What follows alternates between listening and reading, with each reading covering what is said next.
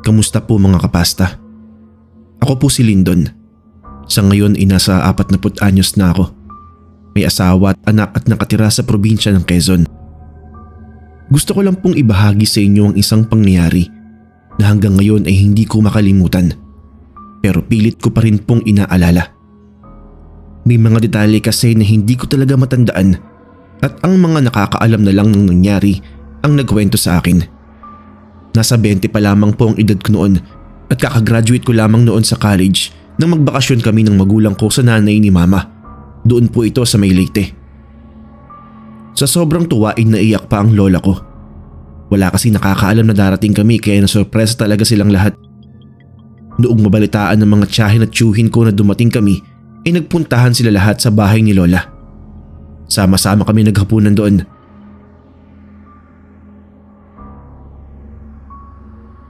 Tuwang-tuwa sila sa munting pasalubong ni Papa. Nakakagaling lang ng abroad noong mga panahong ito. Mahirap kasi ang buhay doon kaya sa konting pasalubong na bago sa paningin at panlasa nila ay masaya na sila. Ganon din naman ako kapag napupunta ako sa isang lugar ay sabik at natutuwa din akong tumikim ng mga pagkaing bago para sa akin. Kagaya na lamang noong umagang yon. Masaya kami nagkukwentuhan nila lola at tita nang biglang may tumawag kay lola. Isang matandang babae na may kaitiman at medyo maaskad ang mukha. Tingin ko ay malaki ang agwat ng edad niya sa mama ko. Pero sa unang tingin ay hindi halata dahil sa klase ng pananamit niya na parang kaidaran lang ng mga pinsan kong teenager. Yun lang ang naaalala ko sa kanya. Nahalayan at naumay kasi ako sa itsura niya. Yung bang tipo ng matanda na hindi mo irerespeto. Itago na lamang po natin siya sa pangalang Aling Sita. Nagtitinda po siya ng mga kanin at suki nila lola. Pero noong time na yon ay hindi lang yung mga ordinaryong kakanin na tinda niya ang dala niya. Kung hindi may mga suman na moron na kadalasan ay sa Tacloban lang daw mabibili. May nahanguan daw siya kaya inilakip niya ito papunta kila lola. Siyempre na-excite ako dahil kahit noong doon pa kami nakatira ay hindi pa ako nakakakain noon. May malaking asong matapang sina lola kaya sila na lang ang lumabas para bumili at sumunod ako. Habang bumibili kami ni lola ay napansin kong titig sa akin yung matanda. Maya-maya ay nagulat ako nang bigla na lang niya akong haplusin sa braso. Sabay sabing ang pogi ko naman daw. Ngumiti ako pero naiilang ako. Kaya pasimple akong pumakabila kay Tita Inday. Tinanong niya si Tita kung sino raw ako. Sinabi naman ni Tita na pamangkin niya ako. Pagkaabot sa akin ni lola ng binili niya ay nauna na akong lumakad pabalik ng bahay.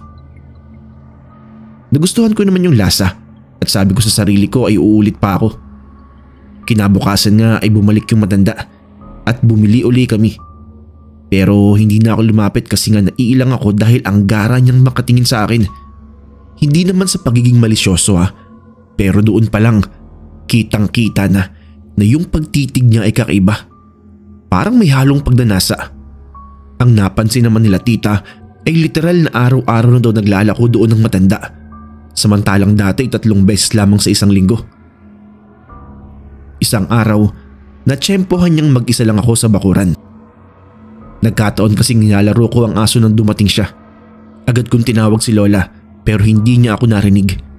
Sa pagkagulat ko ay biglang pumasok yung matanda at pilit na iniabot sa akin ng isang nakabukod na suman ng moron. Espesyal daw yun. Ibig sabihin para sa akin lang ang pagkain na yon. Pero meron din naman kina lola. Wala naman sa isip ko na may balak pala yung matandang yon. Kaya agad ko naman kinain yung suman na iniabot niya sa akin. Ang mga sumunod na nangyari po ay kwento na lang nila mama sa akin noong nakabalik na kami ng Maynila. Sabi ni mama, mula daw nung huling beses na naglako ng moron yung matanda ay hindi na yun bumalik kina lola. Tapos bigla-bigla na lang ako nawawala nang hindi nila alam kung saan ako nagpupunta. Hanggang sa inabot na ng ilang araw na hindi ako umuwi. Kaya nagkagulo na sila sa paghahanap kung nasaan ba ako. May nakapagsabi raw na nakita ako sa kabilang barangay. Sa bahay ng biyudang si Aling Sita. Agad nila akong pinuntahan doon at hindi ko talaga masikmura ang kinuwento nila sa inabutan nilang tagpo sa amin noong matanda. Galit na galit sila At sinabing ginayuma ako noon pero nagalit din daw ako at ipinaglaban ko pa yon. Malakas ang kutob nilang ginayuma talaga ako dahil imposible nga namang patulan ko ang halos yung edad ni Lola at ganoon pa ang itsura. Nakasunod na si Papa noon at dinala nila ako sa isang manggagamot. Doon nga ay nakumpirma nila na ginayuma nga ako ng matanda na inihalo sa pagkain. Yung sumang moron nga, doon niya inilagay ang gayuma. Sinuotan ako ng isang kwintas na kahoy na dinasalan niya pero mas makabubuti daw kung itatawid nila ako sa dagat dahil hanggat nandoon ako ay pansamantala lang ang magiging bisa noon.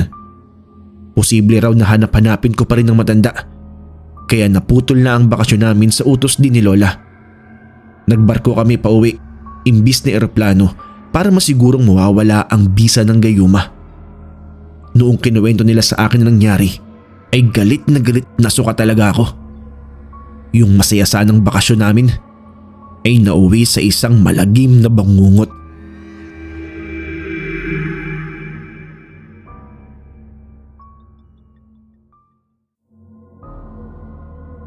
Ako po si Joko mga kapasta. Sana ma-post po itong story ko sa channel ninyo. Naniniwala po ba kayo sa gayuma? Yung ibabahagi ko po kasi ngayon ay may kinalaman dito. Panganay po ako sa aming dalawang magkapatid. Si Nina na sumunod sa akin ay nasa 16 ng edad noon.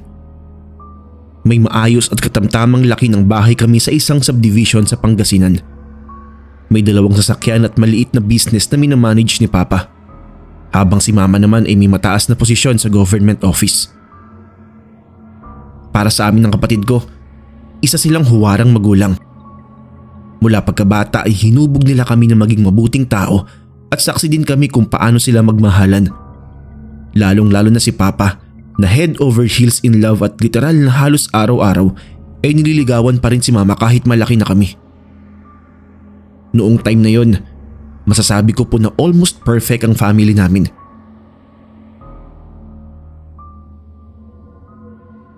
Hanggang isang araw, isang dagok ang dumating at sumubok sa tibay ng pamilya namin.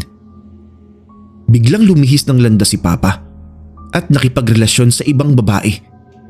Sabi ng marami, nagayuma daw siya at iyon din ang palagay namin.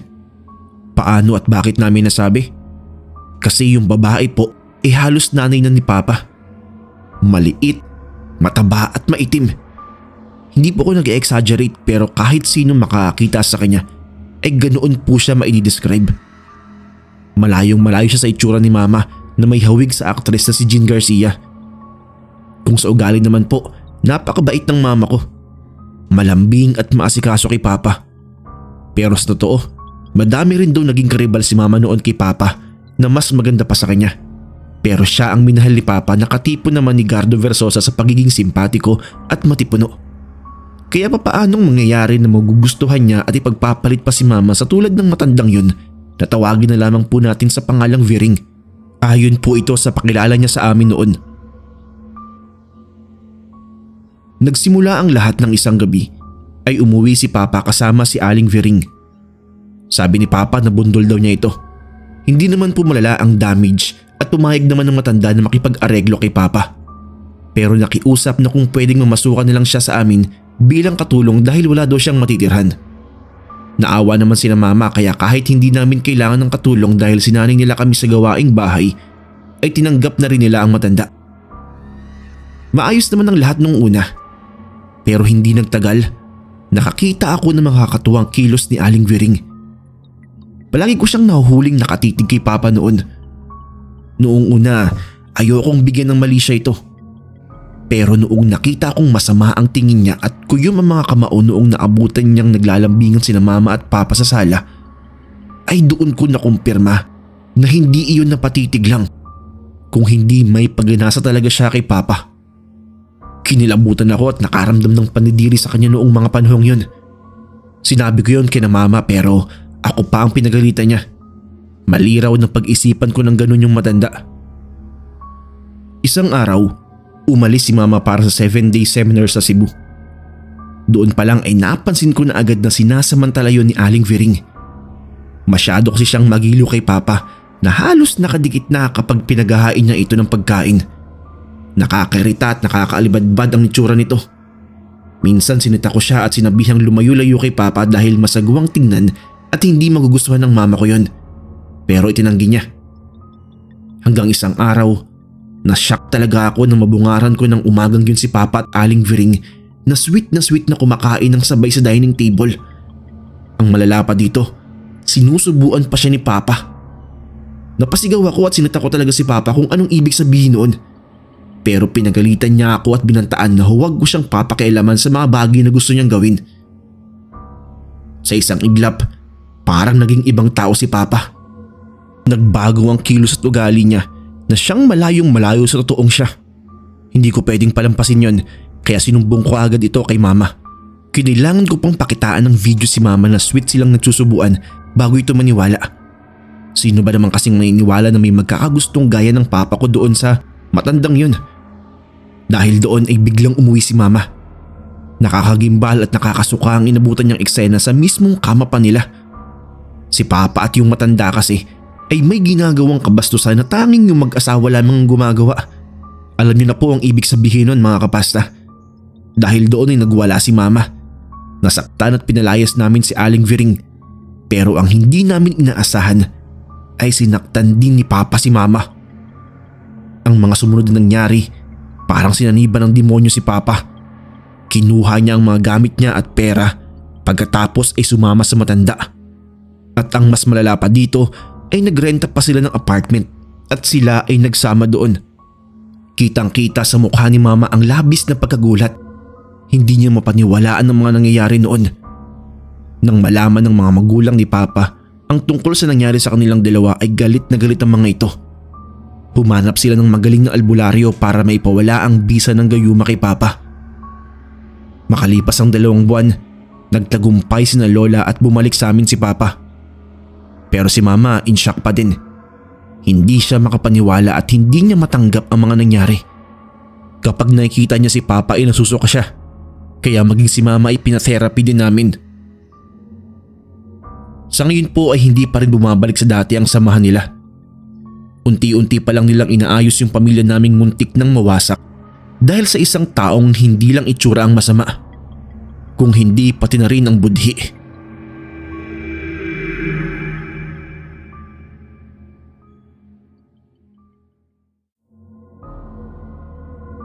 Magandang araw Sir Neb. Avid at silent listener ako ng channel na ito matagal na.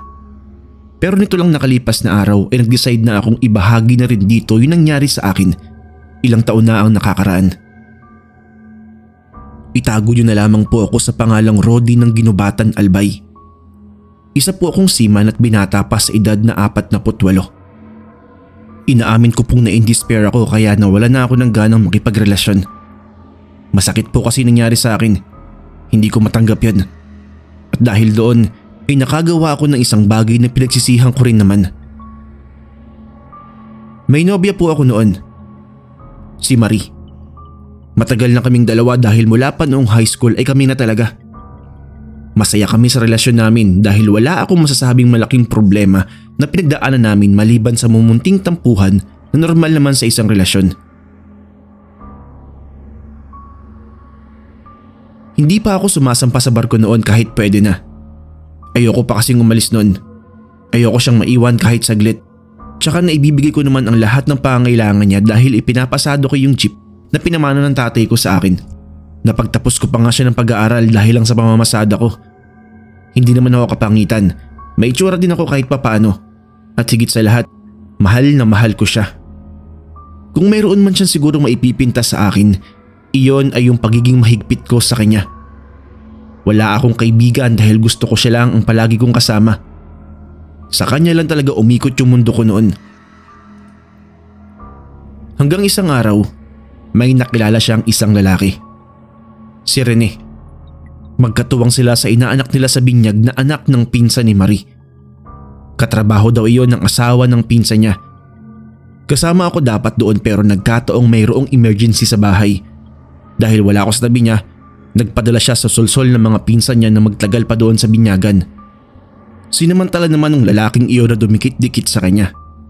Si Marie din po ang nagkwento sa akin ito. Siguro kasi nasanay na rin siya na sinasabi lahat sa akin. Siya nga rin ang may sabi sa akin na sa panlabas na anyo pa lang malabong lapitan niya yung lalaki na yun. Bukod daw kasi sa halos tatay na niya ang edad, pangit nga daw si Rene. Pagkatapos ay bulag pa ang isang mata. Pero hanga din ako sa kanya dahil ang tibay ng loob niyang manligaw kay Marie. Simula kasi noon hindi na siya tinigilan kahit alam na may boyfriend na ito. Pumupunta daw sa kanila at laging may dalang pagkain. Siyempre nagagalit ako at sinisita ko siya kasi bakit siya pumapayag na magpaligaw. Inaamo pa niya ako at huwag daw akong mag-alala dahil imposibleng ipagpalit niya ako doon. Pero kalaunan, bigla na lang siyang nagbago. Nagagalit na siya kapag sinisita ko at pinipintasan ko yung lalaking yun. Dumating nga sa point na pinag-aawayan na namin siya.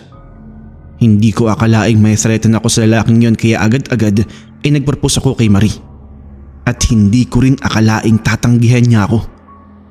8 taon na kami noon at sa pagkakaalam ko ay iyon na lang din ang hinihintay niya. Pero tinanggihan nga niya ako sa hindi ko malamang dahilan.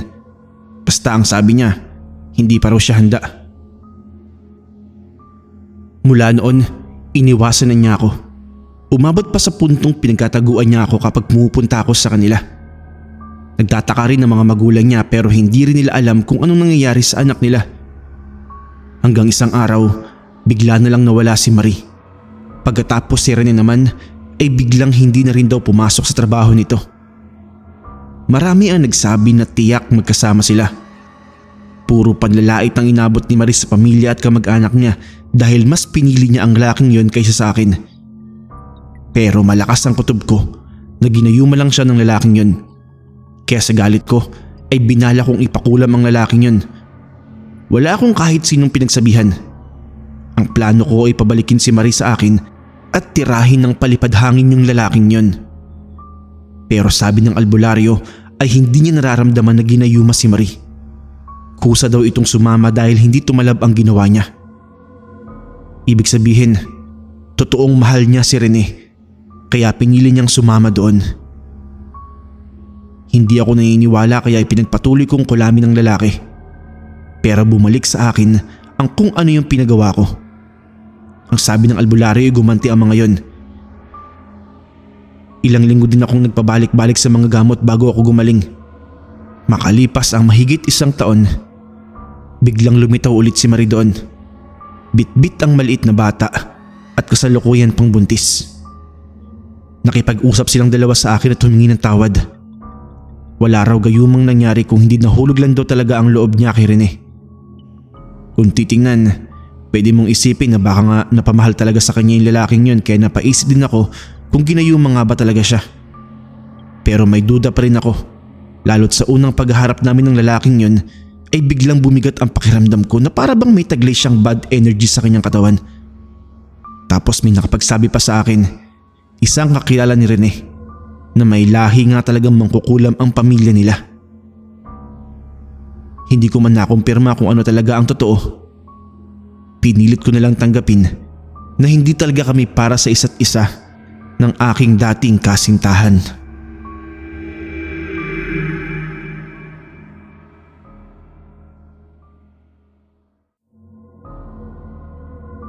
Hello po sa inyo mga kapwa ko tagapakinig at sa admin ng channel na ito.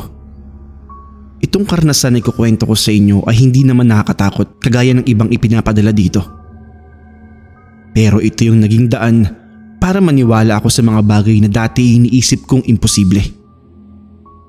Tungkol po ito sa gayuma. Yung mga nangyari po ay personal kong naranasan nang hindi ko namamalayan. Kaya ikinuwento na lang sa akin ng mga taong nakapaligid sa amin. Taong 2005 nang mabuntis ko si Karina. Noong mga panahon na yon ay may girlfriend po talaga ako. Itago na lamang po natin siya sa pangalang Cecil. Kahit sobrang loko ko noon, mabisyo at happy-go-lucky, ni minsan hindi ako ng babae. Yun lang ang mapupuri ko sa akin noon. Faithful po talaga ako kasi mahal na mahal ko si Cecil at alam yon ng best friend niyang si Karina na matagal na palang may gusto sa akin. Pinalano niya ang lahat at natrap ako sa bitag niya. Nang magising ako, nandun na sa kwarto yung pamilya niya at may nakatutok na sa ulo ko. Sa madaling salita, nakasal kami at wala pang 2 buwan ay buntis na raw siya at ako ang ama kahit hindi ko naman tatandaan na may nangyari sa aming dalawa. Dahil piniwersa niya akong pakasalan siya, piniwersa ko din siya na sa bahay na lamang namin tumira kasi nakakasakal dun sa kanila. Ang weird ng mga tao doon, lalo na yung nanay niya. Mula sa itsura hanggang sa kilos at pananalita, parang may something. Buti na lang kahit papaanong maganda si Karina dahil doon siya nagmana sa tatay niyang mayroong magandang muka. Bigla tuloy ako napaisip na baka malaki ang tsansa na ginayuma lang ng nanay niya yung tatay niya.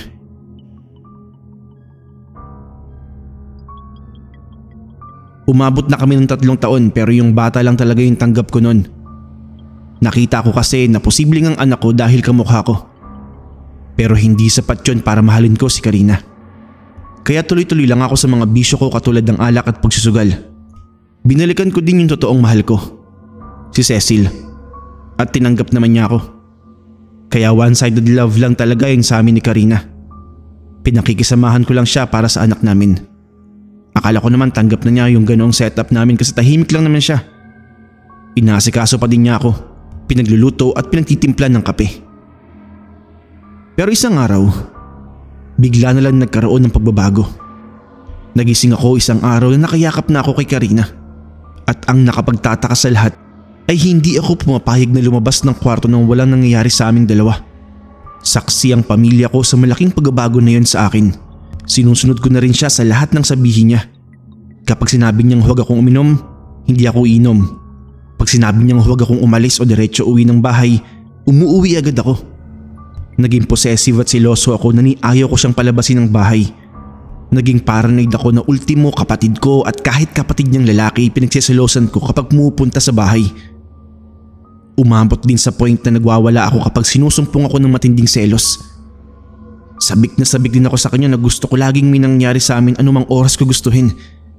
At higit sa lahat, nakalimutan ko na si Cecil. Ako pa mismo ang nag-block sa kanya. Sa naging pagbabago na yun sa akin, masaya na sana ang pamilya ko, lalo na si nanay. Kasi kahit paano daw ay maayos na kami ni Karina. Pero sa kabila noon ay nag-alala sila dahil parang sumobra naman ata at hindi na normal ang kinikilos ko. Una, biglang bigla lang yung naging pagbabago ko. Alam nila kung gaano ko kinasusuklaman si Karina. Katunayan noon bago mangyari yon, nag-away kami ng matindi at nasaktan ko siya. Lumaya siya at umuwi siya sa kanila ng ilang araw pero hindi rin nakatiis dahil hindi niya naisama ang anak namin. Tapos pagbalik niya biglang ganun na ako. Noong napag-usapan daw nila yon habang wala kami ni Karina sa bahay, doon daw nabanggit ng isang kapatid ko na hindi daw kaya ginayuma ako ni Karina. Sabi naman nung isa na kung kailan kasal na kami saka pa ako gagayumahin. Noong kinuwento ng kapatid ko yon, nakita niya na noong una hindi niya pinag-isipan dahil imposible daw ito at hindi magagawa ni Karina ang kababuyan na yon sa akin. Pero may napanood daw siyang kagaya ng eksenang ito at naalala niya na noong nakabalik si Karina mula sa kanila ay humingi daw ito ng napkin sa kanya. Tapos nilaban sa lababo yung panty na pinagreglahan.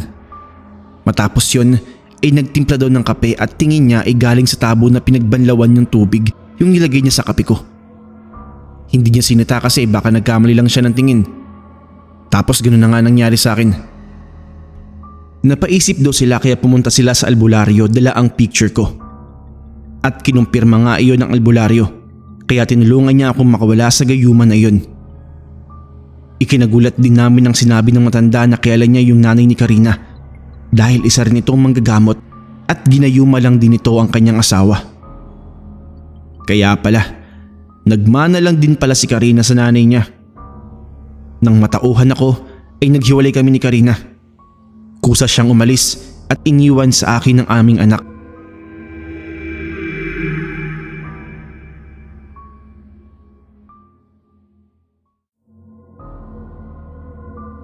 Hi po sa inyo mga kapasta. Itago niyo na lamang po ako sa pangalang Benedict. Isa po ako sa avid fan ng channel nyo at ito po ang unang beses kong mag-share ng experience ko sa kahit anong channel. Kaya sana po ay mapansin ninyo. Gusto ko lang po kasing ikwento yung nangyari sa family namin. Especially po sa papa ko.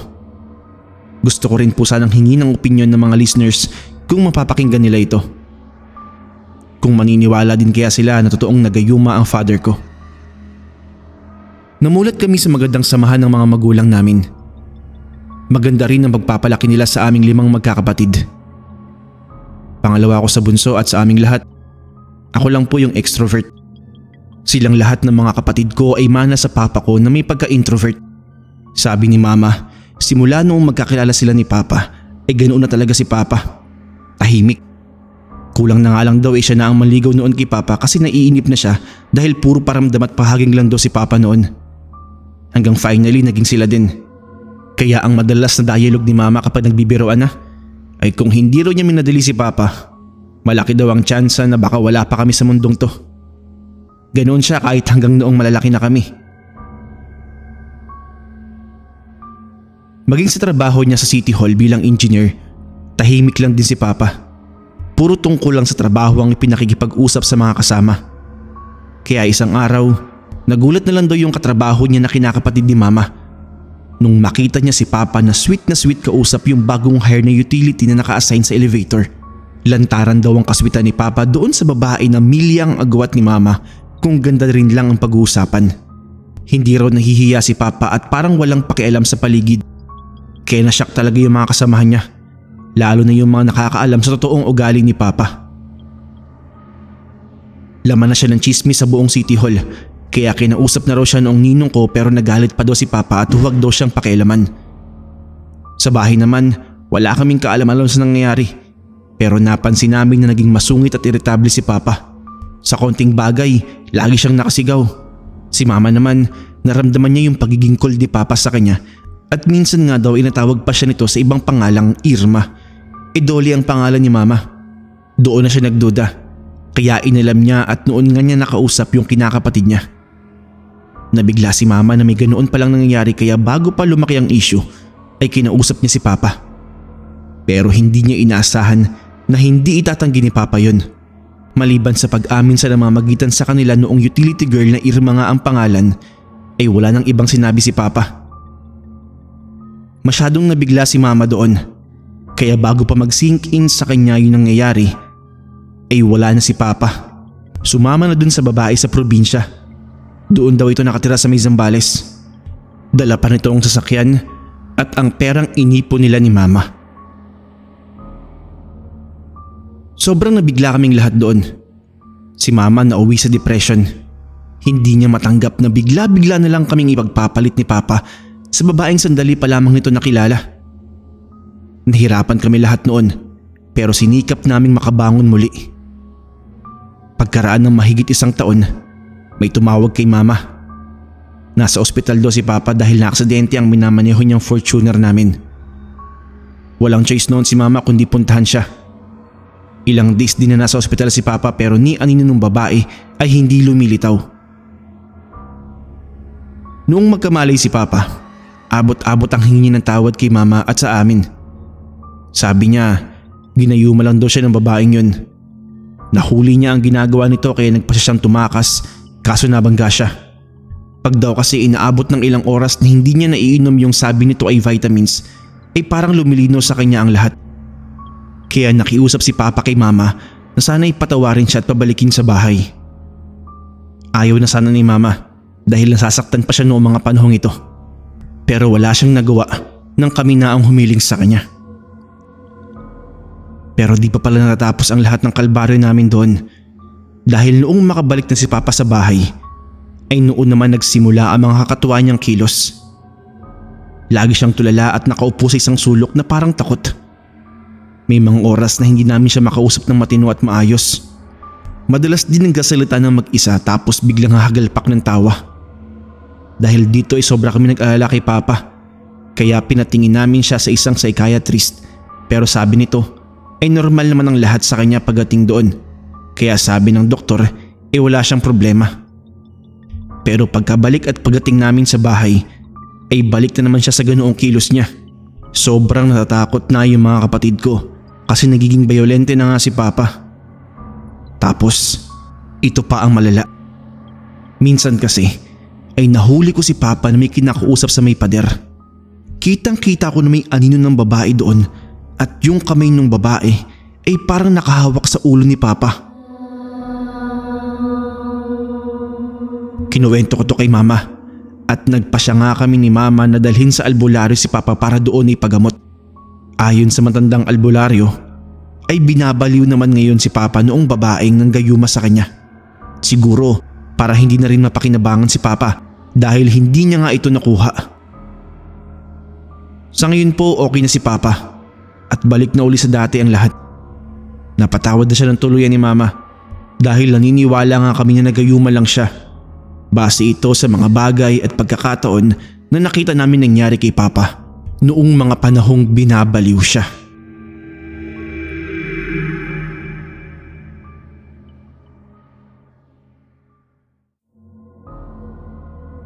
Magandang gabi po.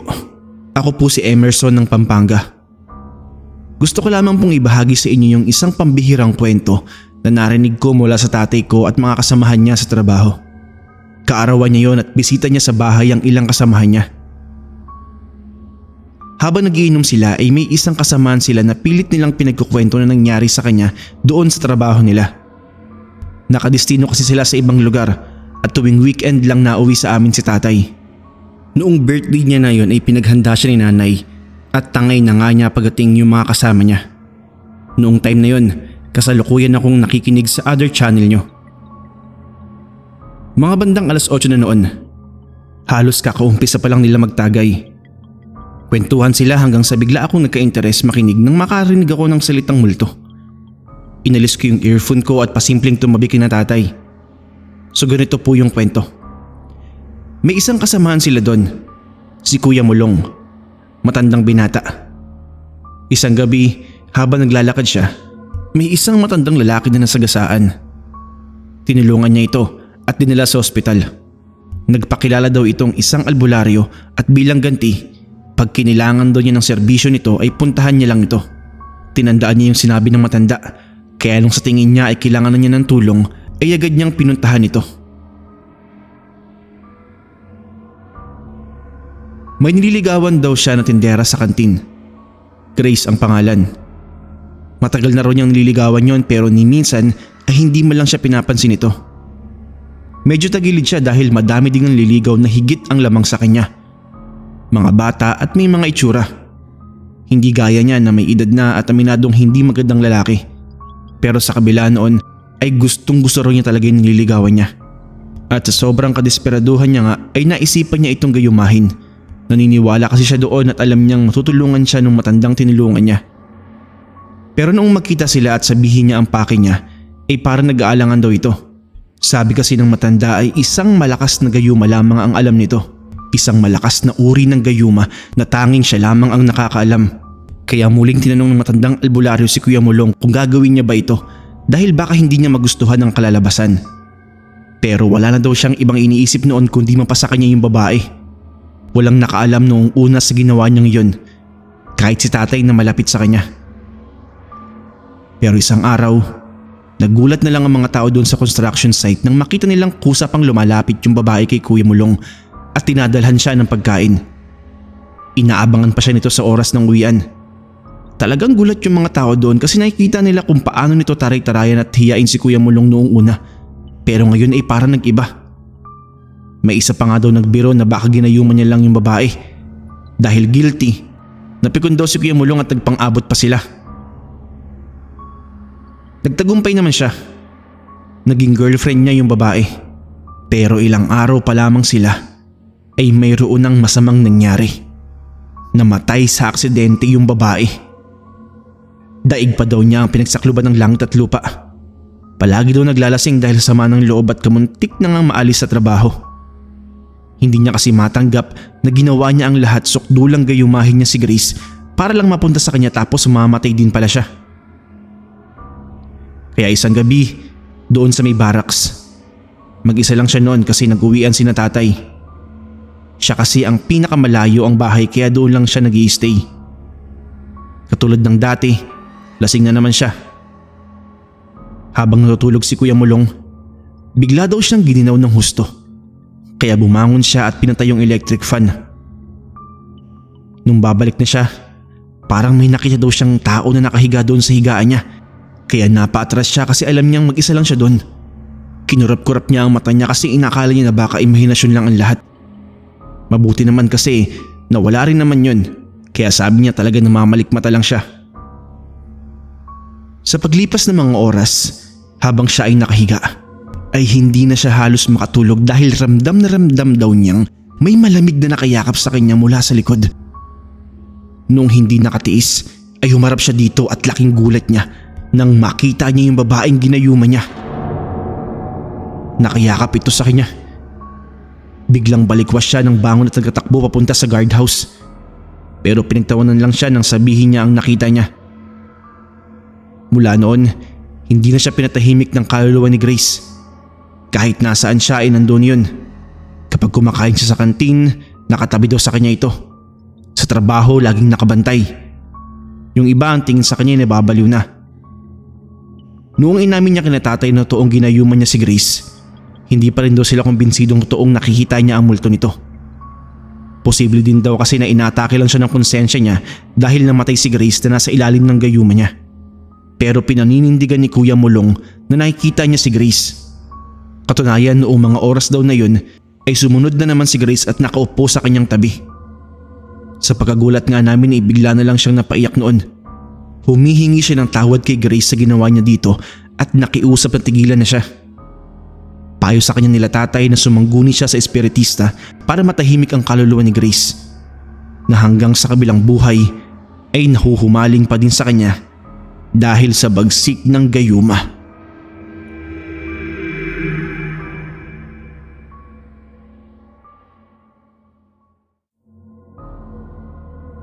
Itago niyo po ako sa pangalang Buddy. May asawa at anak at sa kasalukuyan ay ninirahan sa parteng Mindanao. Matagal na po akong masugid na taga-subaybay sa mga kwentong ipinapadala dito. Sana po, ngayon ay kwento ko naman na mapakinggan niyong lahat. Itong ibabahagi ko po sa inyo ay nangyari matagal na panahon na rin ang nakakaraan. Nasa second year high school pa lamang ako noon.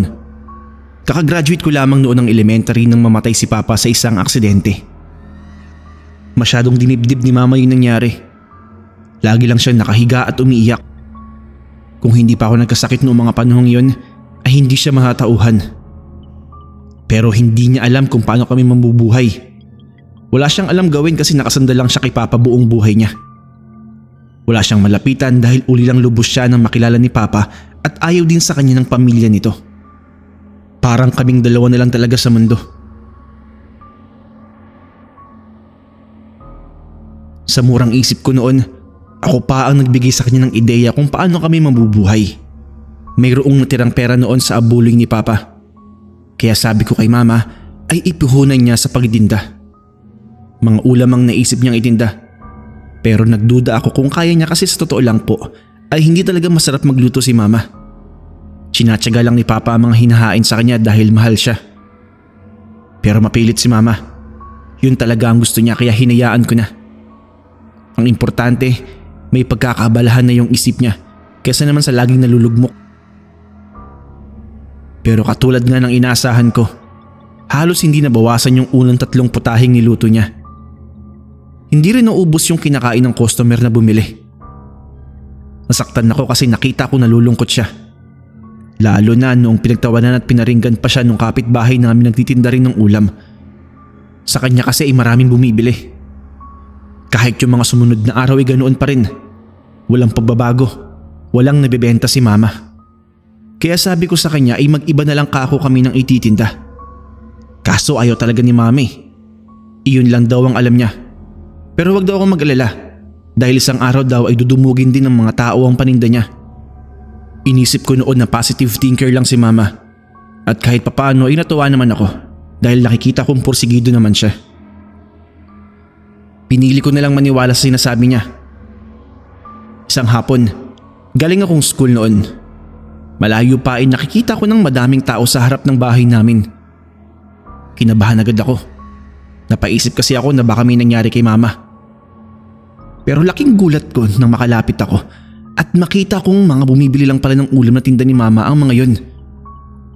Simot ang mga kaldero at madami pang bumibili na pinababalik na lamang ni Mama kinabukasan. Tuwang-tuwa siya dahil malaki daw ang kinita namin. Noong kumakain na kami, nagtaka ako dahil wala namang nagbago sa lasa ng mga luto niya. Pero hindi ako nagpahalata dahil baka mainsulto siya. Sa halip ay sinabi ko na marami na nakaka-appreciate ng kanyang luto. Oo nga daw, sabi niya, kasi pinagbuti na niya ang pagluluto. Mula nga noon, nagsimula ng dumugi ng mga tao ang mga ulam ni Mama. Lahat ng customers sa kabila ay naglipatan na sa amin. Lagi na tuloy ako nalilate sa klase dahil kailangan ko siyang tulungan. Ayaw naman niyang kumuha ng mga kasama. Pero sa paglipas pa ng mga araw ay unti-unti kong napapansin na parang kakaiba at hindi na normal yung pagkagusto ng mga tao sa lutong ulam ni Mama. Napagmasdan ko na habang kumakain sila ay tila mga hayok na hayok. Mga nagkakagulo at naguunahan na mabigyan at dumami pa sila ng dumami. Hindi ko maintindihan kasi pareho lang naman iyon ng mga itinatabing ulam ni Mama para sa amin. At wala naman akong malasahang kakaiba na sukat ipagwala ng mga tao na halos magbalyahan na sila, wag lang maubusan ng ulam na luto ni Mama. Isang madaling araw, hindi ko akalaing may matutuklasan akong lihim ni Mama. Hindi ko na lamang po ididetalye ang nakita kong sikretong sangkap na ginagawa niya dahil maselan po at baka pati kayo ay maduwal kagaya ko. Nang matapos siya doon, ay nakita kong nagbukod siya ng ulam doon sa pinaglalagyan niya ng pang-ulam ko. Inilayo niya yon at saka ibinudbod sa mga kaldero ang laman ng botelya. Kung ganoon, ayun pala ang dahilan kung bakit dinudumog ang mga ulam niya. May inilalagay pala siya dong panggayuma. Nalungkot ako. Hindi ko akalaing may ganun palang lihim si Mama na itinatago sa akin. Kaya pala ibinubukod niya ang ulam ko ay dahil ayaw niyang matulad ako sa mga taong hayok na hayok sa kanyang mga ulam. Tiningnan ko ang oras sa relo ko. At dito ko napansin na mag-aalas 5 pa lang pala. Pero nung mga oras na iyon halos gibain na ng mga tao ang bahay namin sa kakakatok. Natatakot na ako dahil hindi na normal yun. Mistulan na silang mga zombie na uhaw sa dugo. Hindi ako nakatiis at lumitaw na ako. Tinanong ko si Mama kung anong nangyayari at bakit nagkakaganoon ang mga customer niya. Pero hindi siya makasagot. Natataranta na din siya at hindi alam ang gagawin. Noon dumating ang mga barangay tanod at pilit pinapayapa ang mga tao. Sinamantala namin yon at mabilis na tumakas. Natauhan naman si Mama. Umalis na kami ng tuluyan sa lugar na iyon at itinigil din niya ang ginagawa niyang panggagayuma sa mga tao para lang makabenta ng kanyang lutong ulam.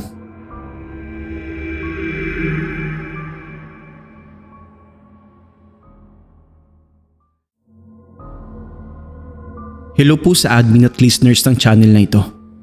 David po ang pangalan ko. Hindi pa ako katagalan nakikinig sa channel na ito pero sana po ay mapagbigyan niyong makapag-share ako ng karanasan ko.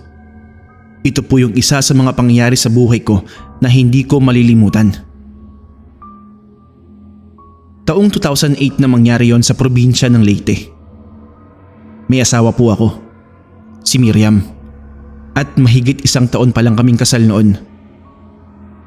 10 taon ang tanda niya sa akin pero hindi hadlang yon para pakasalan ko siya. Mahal na mahal ko yon. Katunayan kahit ilang beses na niya akong nireject ay paulit-ulit akong naghahabol sa kanya. Hindi ko siya tinigilan hanggat hindi ko mapapayag na magpakasal na kaming dalawa agad. Padesti-destino kasi ang trabaho ko bilang welder at gusto ko na sa tuwing mapapalayo ako sa kanya ay may pangahawakan ako. Ako pa yung possessive at seloso sa aming dalawa. Kahit kasi may edad na siya ay maganda at sexy pa din ito. Noong time na yon, may project kami sa Leyte. 2 buwan ng kontrata. Malungkot ako kasi mahigit 1 linggo pa lang ako nakakauwi aalis na naman ako. Pero wala akong magagawa kasi trabaho yon at isa ako sa mga inaasahan ng boss ko dahil ako ang foreman niya. Hindi rin gusto ng asawa ko pero tanggap niya kasi may tiwala naman daw siya sa akin. Kaya ipinangako ko na hindi ko sisirain ang tiwala na iyon. Kaso ilang araw pa lang pagdating doon ay sinubok na agad ako. Yung mga kasamahan ko laging may inuuwing mga babae nila sa barracks namin. Ganoon sila kahit saan kami madestino. Hindi ko naman pinapakialaman basta hindi makakaapekto sa trabaho namin. Konsensya na nila kung magagawa nilang lokohin ng mga asawa nila. Isang araw, dumating doon yung kabit ni paring boy. May kasamang isang babae na dinig ko ay pinsa niya. Morena, maganda ang katawan at may itsura. Tinanguan ko lang nung pinaklala sa akin kasi papasok na kami noon. Noong pagdaan ko sa harap niya, ay bigla ako natigilan nang may pumasok sa ilong ko na kakaibang amoy. Paglingon ko doon sa babae, ay iba na ang tingin ko sa kanya. Kinailangan pa akong hilain ng mga tao ko para lang makaalis na kami. Hindi ko alam kung bakit natitigan ko ng husto yon. Pagdating ko sa trabaho, hindi na ako makafocus. Wala na akong ginawa kung hindi magtanong tungkol sa babaeng yon. Noong makauwi ako ng barracks, tinanong ko agad si Boy kung saan nakatira yon at hiniling ko sa kabit niya na isamang pagbalik doon yung pinsan niya. Noong gabing yon, hindi ako makatulog. Paikot-ikot ako noon sa higaan. Init na init ako pero pinagpapawisan ng malamig yung katawan ko. Yung ulo ko parang lutang. Nang hindi ako makatiis ay bumangon ako at nagpalakad-lakad. Kinabukasan dumating uli yung babae. Sa pagkagulat ng mga kasama ko, bigla ko nalang daw niyakap yun. Noon ko nga lang nalaman na Olivia pala ang pangalan niya dahil hindi ko naman siya pinansin nung una siyang ipakilala sa akin. Pero ayun, at pangalawang kita ko palang ay niyakap ko kagad. Hindi ko alam kung anong nangyayari. Hindi ko makontrol ang sarili ko. Basta ang alam ko, ayoko siyang mawala pa sa tabi ko. Pero kailangan ko magtrabaho kaya pinilit ko si Olivia na magsama na kami. May sarili naman akong kwarto sa barracks kaya okay lang naman ang lahat. Baliw na baliw ako kay Olivia lalo na kapag naamoy ko yung pabango niya. Pero hindi ko alam ang dahilan kung bakit kapag nasa trabaho ako o kapag wala siya sa aking tabi ay lagi ako nakakaramdam ng sobrang init. Pero nakapagtatakang malamig naman ang pawis ko. Hindi ako nagda-drugs o naninigarilyo. Pero sabi nila ganoon daw ang nararamdaman ng taong tumitigil sa pagbibisyo. Pero kapag nakita ko na siya at naamoy ko ay kumakalma na ako. Nakalimutan ko na rin ang asawa kong si Miriam. Hindi na siya pumapasok sa isip ko at hindi ko din sinasagot ang mga tawag niya. May nagsabi sa akin na karating na sa engineer ko yung ginagawa ko. Pero hindi niya ako kinausap. Isang araw, habang nasa trabaho, ay biglang nagpatawag ng emergency meeting si engineer.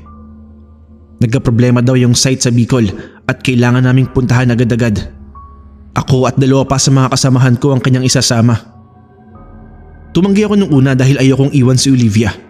Pero nagbanta siyang tatanggalin ako sa trabaho kapag hindi ako sumama. Nagkataon namang umuwi si Olivia noon sa kanila kaya hindi na ako nakapagpaalam dito. Isang backpack lang ang dala ko dahil babalik din daw kami kagad. Noong mga oras na kami ay nasa biyahe na, ay nagtataka ako dahil sabi ni engineer ay kailangan namin pumunta sa site agad-agad.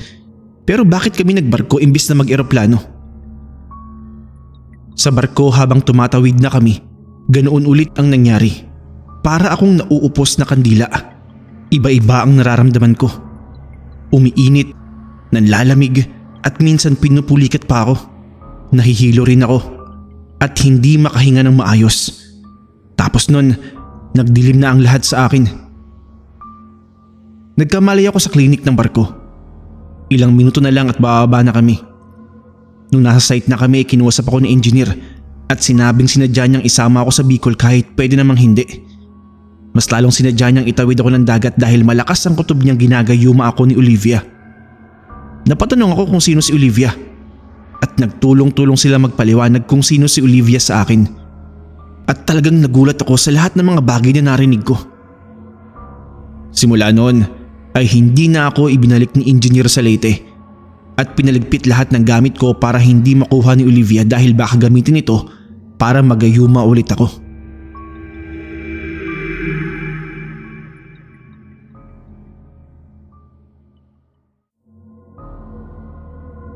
Isang mapagpalang araw po sa lahat ng mga tagapakinig ninyo ngayon. Tawagin niyo na lamang po ako sa pangalang Galo. May gusto lang po akong i-share sa inyo na kwento. Kamakailan lang ay may kumalat sa social media tungkol sa isang kasalan na kung saan ay sinasabing ginayuman ng bride ang groom at natauhan ito dahil sa pagsaboy ng asin. Noong mapanood namin yun ng pamilya ko, ay nakarelate kami. Dahil halos ganyan na ganyan din ang nangyari sa kapatid kong bunso. Itago na lamang po natin siya sa pangalang Patricia. Maganda, maputi at matalinong babae ang kapatid ko. Pero aminado akong may pagkamaarte, suplada at mataas ang standard niya pagdating sa mga lalaki. Kaya nga mayayaman at gwapo ang nagiging boyfriend nito. Autopass or automatic na busted at palalait naman ang inaabot ng mga hindi pasok sa qualification niya, pero nagpipilit pa ding manligaw sa kanya. Spoiled siya sa amin pero hindi naman namin kinukonsinti ang ganoong pag-uugali niya. Kaya nga madalas siyang pagsabihan nila Papa na huwag niya ganoon itrato ang mga lalaking hindi niya gusto dahil baka mamaya ay makahanap siya ng katapat niya. Pero imbis na makinig, itinawanan lamang niya si Papa dahil sigurado daw siyang maipagmamalaki naming lahat ang magiging boyfriend niya, lalo na ang mga pangasawa niya. Isang araw, nagpaalam siyang pupunta siya ng Zambales para sa team building ng company nila. Kaso imbis na kinabukasan lang ang uwi niya, nag-extend pa siya ng stay doon sa bahay daw ng friend niya, doon din sa lugar na yon. Pagkalipas ng 3 araw, umuwi siya at nagulat kami sa itsura niya. Sobrang haggard niya at nanlalalim ang mga mata. Tinanong namin siya kung ano nangyari pero hindi niya kami sinasagot. Dire-diretso lang siya sa kwarto niya at naglock ng pinto. Sabi ni Papa hayaan muna at baka pagod lang dahil sa biyahe. Pero bandang hating gabi, nagising ako sa mga kaluskos sa may sala. Paglabas ko nakita ko siya na palakad-lakad at pabalik-balik sa bintana na parang may sinisilip. Binuksan ko ang ilaw at tinanong ko siya kung anong ginagawa niya. Sabi niya sa akin may hinihintay lang daw siya. Nanginginig yung katawan niya at balisa kaya nag-alala ako. Ginising ko sina Papa at Mama. Magdamag siyang ganun kaya puyat din kami. Kinabukasan ay dadalhin sana namin siya sa doktor pero pagising niya biglang okay naman siya. Pumasok pa nga siya sa trabaho eh. Pagkatapos noon nagtaka na lamang kami dahil hindi na siya umuwi at ilang araw uling nawala matapos yun. Kaya nataranta kami at hinanap siya kung saan saan. Noong umuwi siya makaraan ng 3 araw ay nabigla kami dahil may kasama na siyang lalaki at pinakilalang boyfriend niya. Nagkatinginan kami ng mga parents at kapatid ko. Hindi naman kami kagaya ni Patricia na pintasera pero yung lalaking kasama niya kasi ay doble ang layo sa itsura ng mga tipo niya. Kung alam niyo po ang itsura ng isang tipikal na Aita, ganun po yung lalaking pinakilala niyang boyfriend niya. Tinanggap naman namin ng maayos yung lalaki at pinakain pa. Habang magkakaharap kami hindi maiwasang bumulong-bulong ng ibang kapatid ko. Ano daw nangyari sa bunso namin? Bakit siya nagkakaganon? Sabi naman ng isa, sigurado daw siya na ginayuma lang ito. Imposible daw kasi na magkagusto ang kapatid namin sa gaya niya. Sinuway ko na nga lang sila pero si Patricia, tila walang pakialam sa paligid niya. Siya pa ang yapos ng yapos at panay ang halik sa lalaking Unyo daw ang pangalan. Naging saksi kami sa matinding pagkahibang ng bunso namin sa Aitang si Unyo. Ilang beses namin siyang kinuusap. Pilit pinapaamin na baka may ginawa sa kanya ang lalaking yon kaya nagustuhan niya. Pero sarado talaga ang isip niya. Mahal niya raw talaga si Unyo. Hindi kami makapaniwala at hindi rin namin basta matanggap ito. Hindi po dahil sa itsura niya, kung hindi dahil kilala namin ng kapatid kong si Patricia. Alam na alam naming hindi siya basta magkakagusto, lalo na ang magmahal ng ganoon katindi at ganoon kabilis sa kagaya ni Unyo. Kinausap namin ang mga kasama niyang nagpunta sa Zambales noon at inalam namin ang tungkol kay Unyo. At dito nga, naggulat kami dahil wala pala silang kaalam-alam sa relasyon ng dalawa. Ang alam daw nila, minura at pinahiya ni Patricia si Unyo ng mga hasitong halikan ng kamay niya nang ipakilala ang grupo nila sa mga Aita. Tapos nung huling gabi na nila doon, balisa na si Patricia at hindi natutulog. Wala silang kamalay-malay na nakasunod sa Manila si Unyo at naging magkasintahan pa sila. Kumpirmado, ginayuma nga ng Aita na yon ng kapatid ko. Gusto ko siyang bugbugin pero pinigilan ako nila Mama. Nakahalata yata kaya nagmadaling inaya si Patricia ng kasal sa West.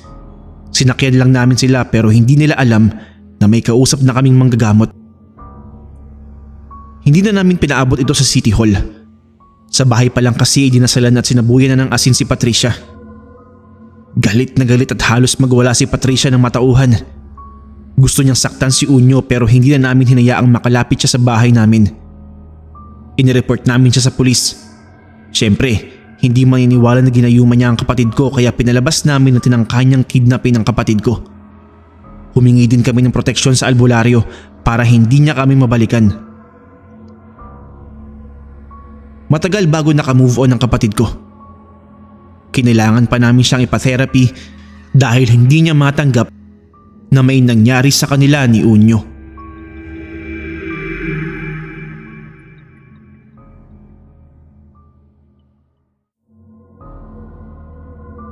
Hello po mga kapasta. Magandang araw po sa inyong lahat. At magandang araw din po sa inyo, Sir Neb. Ako po pala si Julius, isang bisexual na taga Parañaque. First time ko lang po itong mag-share ng kwento sa inyo, pero matagal na po akong avid listener ng channel ninyo. Ang ikukwento ko po sa inyo ay yung pangyayari na saksihan ko sa mga ka-boardmate ko sa isang boarding house sa Sampaloc. Tungkol po ito sa gayuma na noong una ay hindi ko pinaniniwalaan. Pero dahil nakita at nasubaybayan ko mismo yung pangyayari sa mga taong involved, ay doon ko nasabi sa sarili ko na totoo pala talaga ang mga ganitong bagay. Mula probinsya ay lumuwas ako ng Manila para maghanap ng trabaho. Pansamantala akong nakitira sa boarding house na binabantayan ng kapatid ko noon. Doon niya ako pinatuloy sa isang kwartong pang-apatan. Doon nga ay naabutan ko si Ronel. Gaya ko ay isa rin siyang bi. May partner siya pero hindi doon nakatira. Pareho silang supervisor sa isang magkaibang pizza parlor. Mabait po si Ronel. Everybody's love siya ng lahat ng boarders doon kaya madali ko din siyang nakasundo. Sunod, may tumira din doon. Si Jansen. Isa ding bisexual. Mabait din si Jansen, kaya lang sa umpisa pa lang, napansin na namin na may kondisyon siyang OCD. Noong una natakot ako kasi bumabangon siya sa hating gabi para lang ilak at i-unlock paulit-ulit ang pinto para daw safe. Pati mga bintana, gas tank at plugs palagi niyang chinecheck. Okay naman yun para sa safety namin, kaso lang ang weird. Kasi ginagawa niya yun kundi hating gabi sa madaling araw. Isa pang kakatuwang kilos ni Jansen na hindi namin matik ay yung kalagitnaan ng tulog namin ay bigla niyang iilawan ng flashlight ang mukha namin para i-check kung tulog ba talaga kami. Pero nadiskubre namin na kaya niya ginagawa yun para mahipuan si Ronel. Noong sinita siya ay inamin niya na may gusto pala siya dito. Kaya pala panay ang bigay niya rito ng kung ano-ano. Akala kasi ni Ronel ay dahil mabait lang talaga at may pagkaisip bata. Pero may ibang kahulugan pala yun.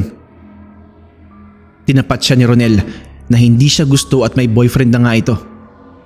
Sabi naman ni Jansen okay lang, basta hayaan lang siyang pagsilbihan si Ronel. Mga ilang buwan na kaming magkakasama at okay naman kami lahat. Tapos bigla namang dumating si Peter. Kumpleto na ang tropa dahil isa rin po siyang bading. Biro tuloy ng ate ko, isinumpa ata ang kwarto na yun dahil puro kabaklaan ng boarders niya. Sa aming apat, si Peter ang malayo ang edad. Nasa mahigit 50 na siya. Doble ng edad namin. Iba naman ang atake nun. Nagpapanggap namang mayaman daw siya at negosyante. At kaya lang nag-board dahil gustong mailantad ang kabaklaan. May asawa at anak daw siya at hindi alam ang totoong pagkatao niya. Maliban sa mukha naman talagang berde ang dugo, lahat ng kwento niya tungkol sa kanyang sarili ay hindi ka panipaniwala dahil mas mukhang pulubi at bosabo siya kaysa sa mayaman. Pero syempre, sinakyan na lamang namin ang kwento niya.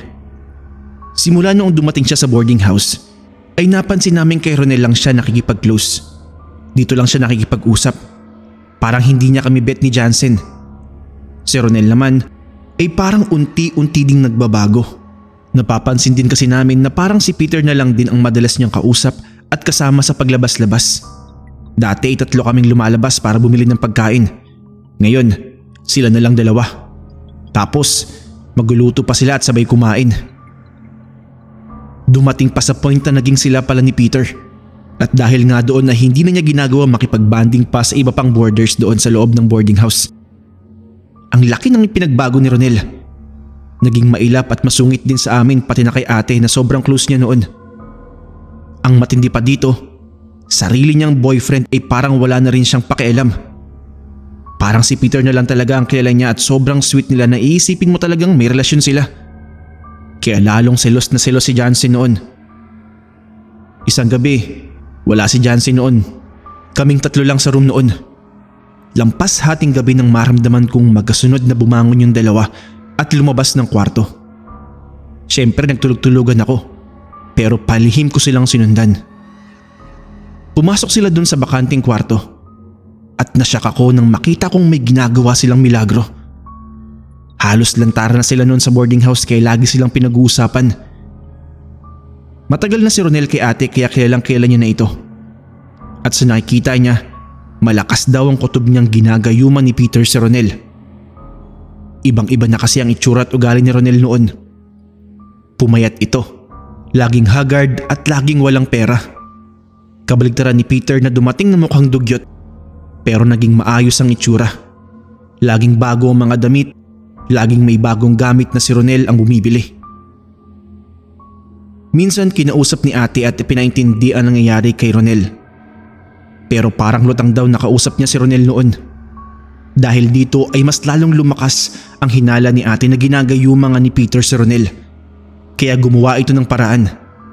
Nagpa siya si ate na ipaalbularyo si Ronel pero naunahan siya ng plano ni Peter.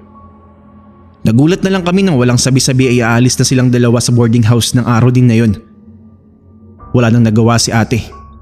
Lumipat sila sa isang luma at bulok na apartment. Kalaunan, nalaman namin na iniwan din siya ni Peter matapos siyang simutin at iwang walang-wala.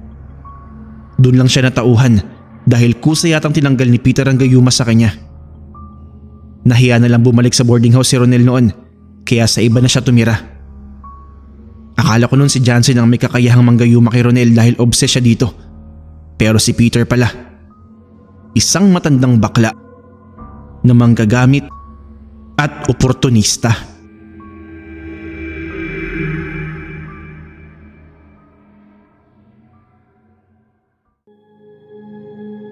Hello mga kapasta, ako nga po pala si Sir Jax, ang boses at aktor sa likod ng Karimlan ng Lagim YouTube channel. Kung nagustuhan niyo po ang kwento ngayong araw, ay nais ko lang din po sana kayong ligawan at imbitahan na dumalaw sa YouTube channel ko. Nasa comment section po ang link ng YouTube channel na Karimlan ng Lagim. Sana po ay mabisita ninyo at magustuhan ninyo ang mga kwentong handog sa channel na ito. Maraming salamat din po pala kay Sir Neb sa pagbibigay sa akin ng pagkakataon na maging narrator dito. Hanggang sa muli mga kapasta. Muli, ako po si Sir Jax. Maraming salamat po.